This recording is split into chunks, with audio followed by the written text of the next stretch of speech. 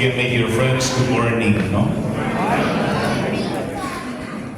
If there is one thing distinct in the Gospel of John, it's what we call the I am sayings of Jesus. No? Wala po itong I am sayings of Jesus in the Synoptic Gospels. No? Yung Synoptic Gospels ay Matthew, Mark, and Luke. Ito pong Gospel lang ni John natin makikita yung mga I am sayings of Jesus. Ito po yun kung saan si Jesus mismo ang nagpapakilala sa kanyang sarili. I am the vine, you are the branches. I am the resurrection and the life. I am the bread of life. I am the good shepherd. And then today, in our gospel, Jesus said, I am the gate. No?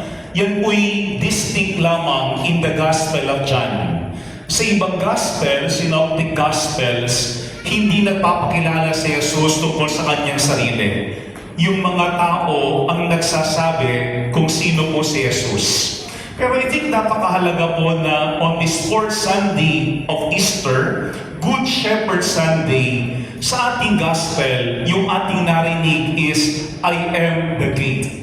Hindi pa sinasabi ni Jesus na I am the good shepherd. Bukas po yun, yung gospel po for tomorrow. Pero ang sabi nila, merong connection yung gate at saka yung shepherd. Kasi when we talk of gate, pinapakita yung identity ni Jesus. As a gate, He is the way to salvation. And at the same time, as a shepherd, pinapakita yung kanyang mission. At ano yung kanyang mission?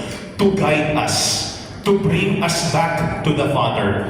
Kaya itong dalawang symbol daw na yan, gate at saka shepherd, ay very much connected, but at the same time, interchangeable.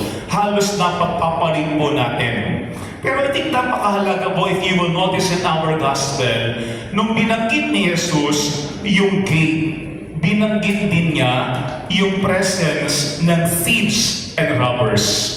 Yung mga tulisan at magnanakaw. Bakit kinakailangan banggitin niya ni Jesus? Para mas maging maliwanag po sa atin ano yung pinagkaiba ni Jesus bilang mabuting pastol sa mga nagbabantay ng kanyang kapanahunan.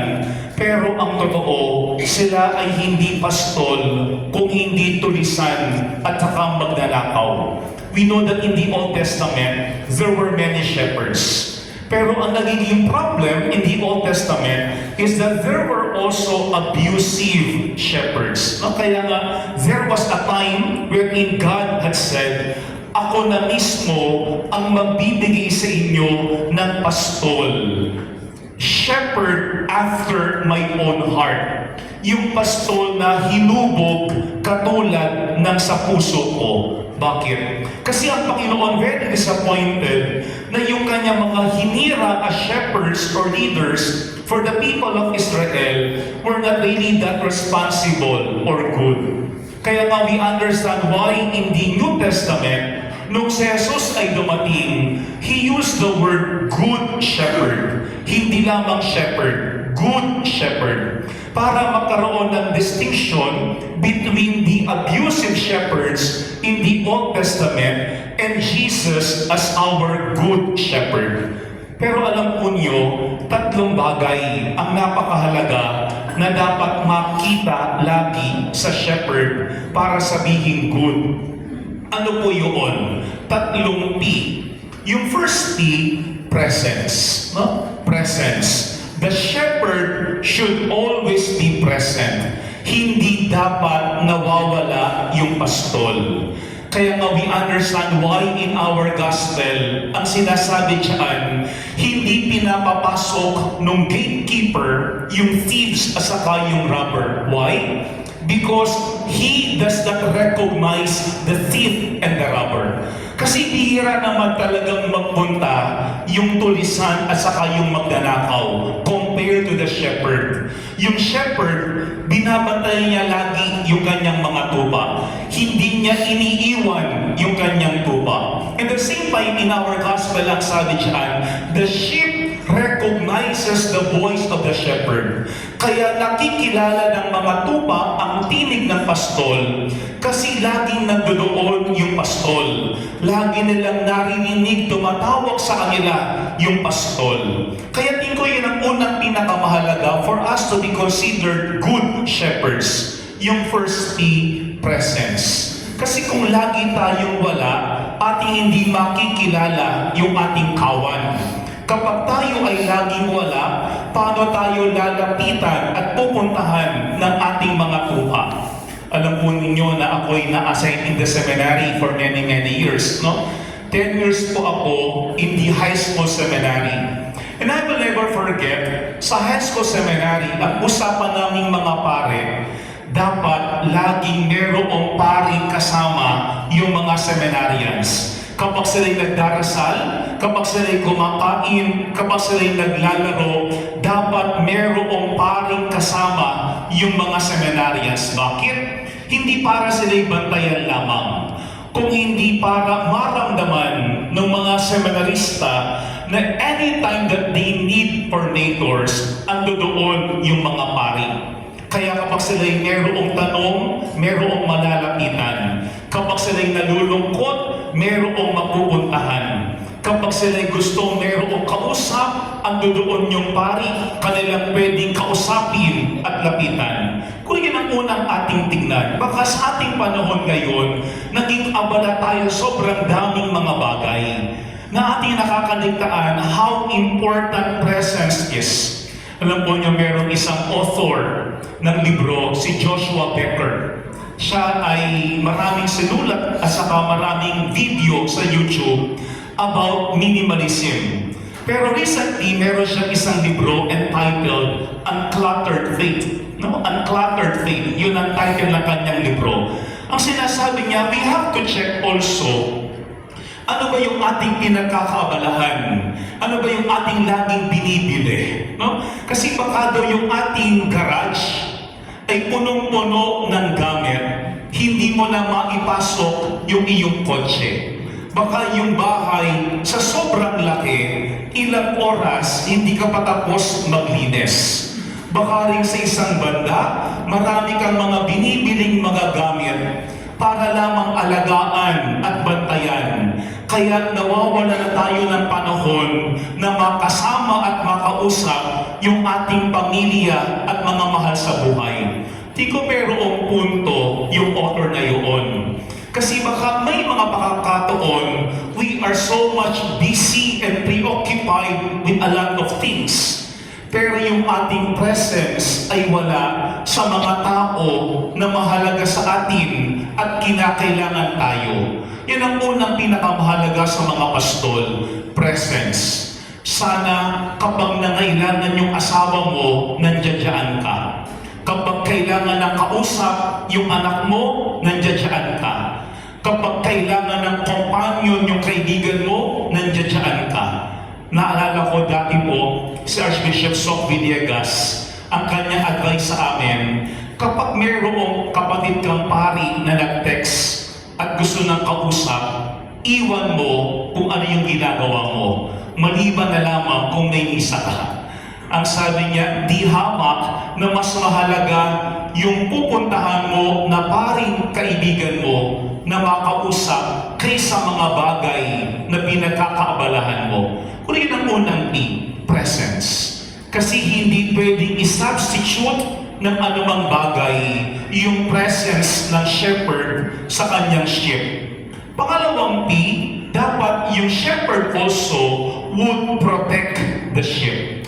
Kaya niyang ingatan yung kanyang mga tupa. Kaya you will always notice na yung shepherd palagi yung merong staff. Merong laging tungkol yung shepherd. Bakit? Para itap lagi yung sheep. At saka yung pinakadulo daw po ng pinaka-staff ay medyo hook ang itsura. Bakit? kapag mahuhulog, iuhok niya mismo yung ship para hindi mahulog, for example, sa bangin. Pero yung kanyang staff, ang kanyang gagamitin para itaboy yung mga wolves, yung mga asong gubat. That's why you understand why in our gospel, ang sabi dito, whoever does not enter a sheepfold through the gate, but climbs over elsewhere, is a thief and a robber. Yung pong symbol ng sheepfold. Pag sinasabi po natin sheepfold, huwag nating isipin na parang barnyaan na mayroong bubong. Wala po.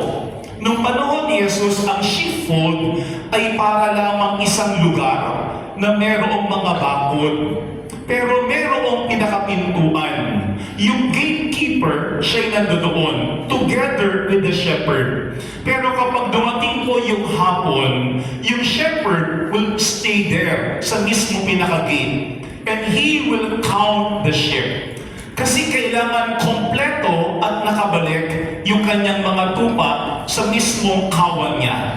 At kapag hindi pa yung kompleto, aalis siya, lalabas siya, hahanapin niya mismo yung kanyang mga tupa. Di ko yun ang pangalawang napakahalagang role ng shepherd. Ano yun? Protect the sheep from enemies. Protect the sheep from wolves. Kasi hindi kayang ingatan ng mga tupa yung kanilang sarili. Kaya kailangan nila lagi ang mga pastol. Kaya nga maganda po yung sinabing symbol in our gospel. Ang sabi niya dito, when he has driven off all his own, he walks ahead of them. Yung pong symbol na yun, he walks ahead of them. Kasi dapat nasa unahan yung pastol. Para kapag umatake yung asong gubat, yung pastol ang unang magtatanggol sa kanyang mga tupa. Yan po yung pangalawang P, protect. Sana bilang shepherds, mayroon tayong courage to protect our sheep not only from strangers, but even from thieves and robbers. Ano po niyo may samang binabasa ang libro ngayon? Ang pamagat ay The Anxious Generation. Ito po ay yung effect ng social media sa tao. No? Ang ganda po ng libro, no? Bakit? Sabi nung author ng libro, before, wala pa naman yung mga smartphone na ginagamit natin. Computer lamang, hindi pa nga raw laptop. Wala pa yung mga iPad. Kaya nga sa bahay daw, mayroong computer na kung gusto mo, kailangan mong gamitin, lalabas ka ng kwarto mo para mag-computer, mag-type o kaya mag-search. Pero ang sabi ngayon ay sa kwarto pa lamang, kahit ikaw ay nasa biyahe, because of smartphone, pwede kang mag-browse ng internet. Pero ano ang sabi ng author? Sometimes as adults or parents, iniisip natin na yung mga bata are safe because they are at home. Nasa bahay sila. Ayaw natin silang pinapalabas kasi delikado sa labas. Pero ang sabi ng author ng libro, alam kaya natin yung kanilang binabasa, yung kanilang pinapanood, yung nakaka-influence ng kanilang isipan. Baka daw mas delikado yun. Bakit? Kasi yun ang ating hindi nababantayan at namamalayan. I think very challenging ngayon yung role natin as adults, as shepherds. Kailangan meron tayong ability to discern sino ba talaga yung shepherd who will guide our loved ones. At sino ba yung mga thieves and robbers who came simply to destroy them. Yan po yung pangalawang P, protect. Pero pangatlo po, at panghuling P, dapat as shepherds, we could provide for the needs of the sheep. Kaya nga daw yung pastol, dapat meron siyang clear plan, ano ba, saan ba yung green pasture. Kasi siya yung magdadala sa kanyang mga tupa para doon ay manginain. No? Ang sabi ng isang libro dati, kapag hindi mo na re-respond, natutugunan yung needs ng mga sheep, maghahanap yan ng ibang pasture. Maghahanap yan ng ibang shepherd. Pero when we say provide, hindi lang yung food, shelter, or clothing. Kasi meron ding mas malalim na need ang bawat isa sa atin. Maaaring ando doon yung time, yung love, yung companionship, yung understanding. Na kinakailangan din alam natin ano ba yung pangangailangan ng mga tupa natin.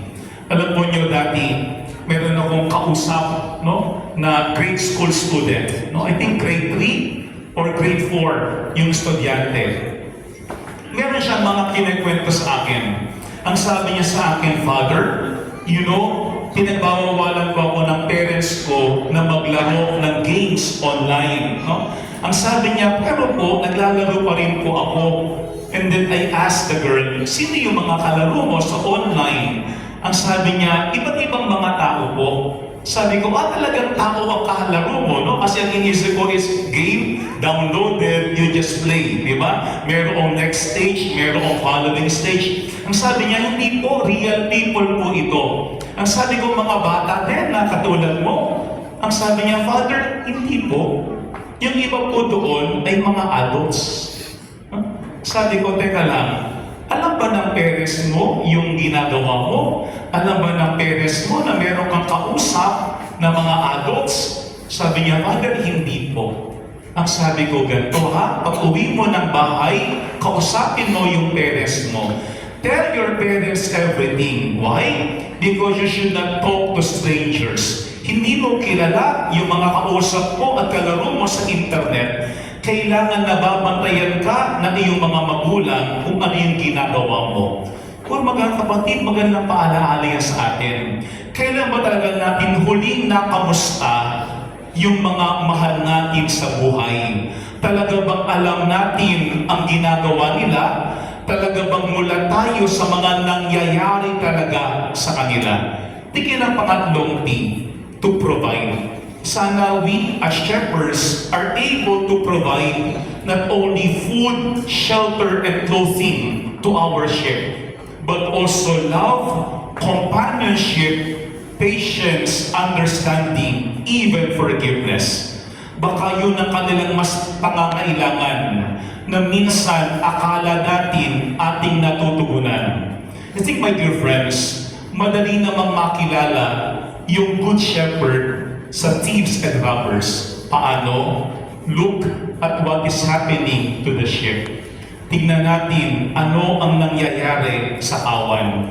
Kung yung kawan maayos, kung yung kawan protektado, kung yung kawan ay payapa, kung yung kawan ay masaya, ibig sabihin mabuti yung pastol. Kung hindi, kabaligtaran ang nararanasan mismo ng mga tupa. Today, we thank the Lord for giving us Jesus as our shepherd. But we also ask Jesus to give us the grace to become good shepherds like Him. Tatlong T yung dapat makita sa atin.